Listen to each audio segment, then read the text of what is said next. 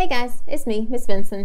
So this is going to be the solutions video for the AP Micro Unit for Perfect Competition free response. Long free responses are usually going to focus on perfect competition or monopoly.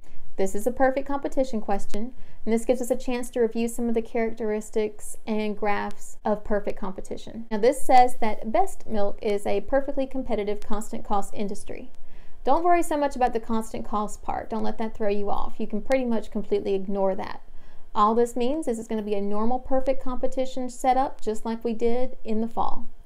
The first thing you have to do on this question in part A, it wants you to draw those side-by-side graphs of the whole entire market and one seller. Remember that perfect competition is competitive because there are hundreds of sellers, and it's perfect competition because all those sellers are selling the exact same identical product as each other. So they're perfect competitors for each other. Now customers know they can get the exact same product from hundreds of different places, which means customers are going to be super sensitive to any changes in price, especially higher prices. This meant that if you're one of these firms, if you're competing against hundreds of others that are selling the exact same thing, you better be careful what price you're going to charge. You can't just set your own price and say, oh, I feel like charging, $15 a gallon for milk today, because you might not have any customers.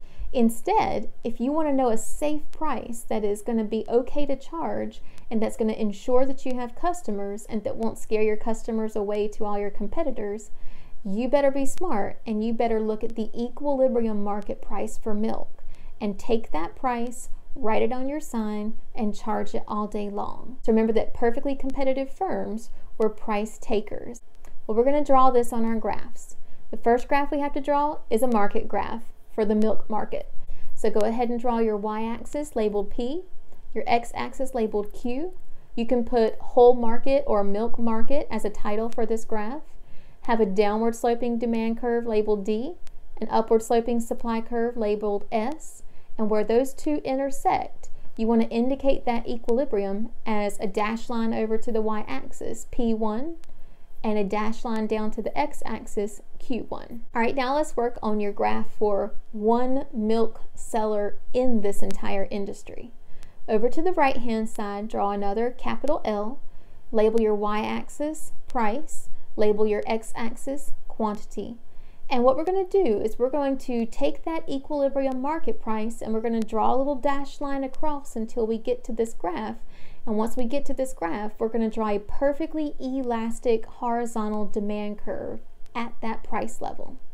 Now this is not only your demand curve, but you need to label this line as your AR and your MR, because remember, in perfect competition, your price is equal to your average revenue is equal to your marginal revenue.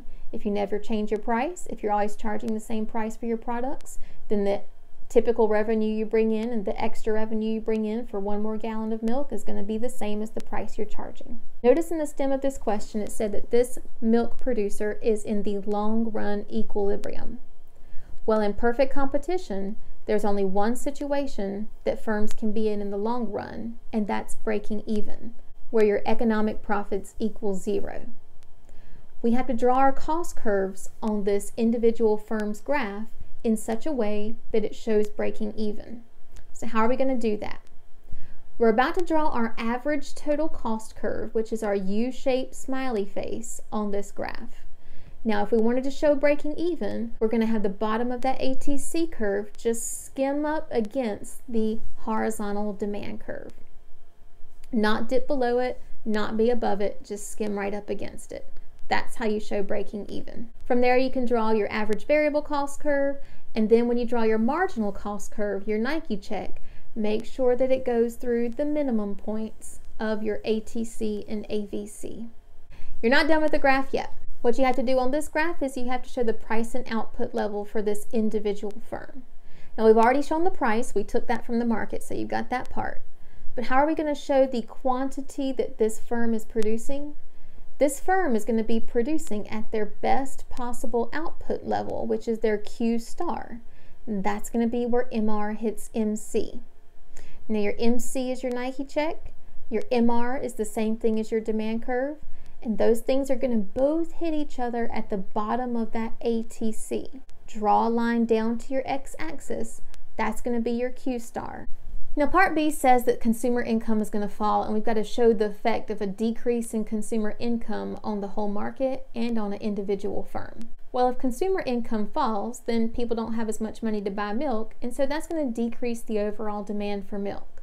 So on our market graph, we're going to shift the demand curve to the left, and we're going to find our new equilibrium where our D2 hits our supply curve, show that on the y-axis that's going to be P2, and draw an arrow going down from P1 to P2, and then for your quantity, draw a dashed line going down to your x-axis for Q2, and draw an arrow showing the decrease from Q1 to Q2. Now what is this milk producer going to do? This individual firm is going to have no choice but to take this new equilibrium market price, since they're price takers.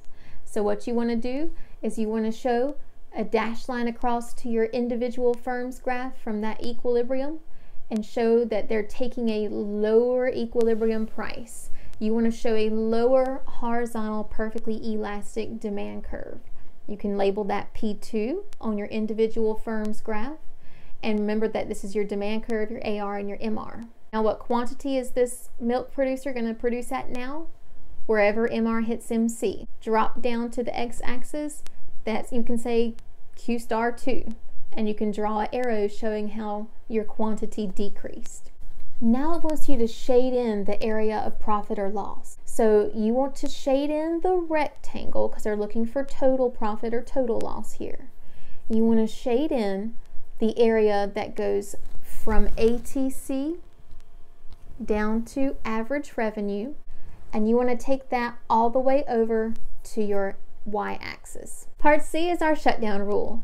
Part C says what has to be true for this seller to stay open and continue to produce in the short run. Well, if you're making a loss and you're trying to decide whether or not to stay open or to shut down for a season, you always think about your workers. If you can bring in enough money to cover your workers, then you stay open. If you can't bring in enough money to cover your workers, then you should shut down. So what has to be true for this firm to stay open? The average revenue or the price line has to be above or greater than your average variable cost, which is your labor cost. Now part D is talking about, all right, this is a short run situation, but how is this going to adjust in the long run? So check out the wording of this question. Compare the following from the initial, where we started the question, long run equilibrium, to the new long run equilibrium. All right. Well, what's going to happen here is when people are earning losses, instead of attracting people into this industry, remember there's no barriers to entry or exit in perfect competition. Instead of attracting people into this industry, losses are going to repel people. And so some people are going to leave the market. When some people leave the market, that's going to shift the market supply curve to the left. When the market supply curve shifts to the left, the equilibrium price starts to rise, and we end up back at our original equilibrium price. So the new equilibrium price is the same as the original equilibrium price. If the price level in the market goes up and firms can charge higher prices now, in the long run, they're still going to just go back to breaking even. So actually, we're going to be right back at that first Q star that we started at when we drew our graph. So the individual firm's quantity is going to be the same as it was at the beginning. But for part number 3, the way we got back to long run equilibrium is because a lot of people left the industry due to losses. So the number of firms in the industry is going to be less than the amount that we started with at the beginning of the question. So hopefully you remembered some parts about perfect competition. Don't be alarmed if there were some things that you didn't. We're going to keep reviewing. So until later, guys. Bye.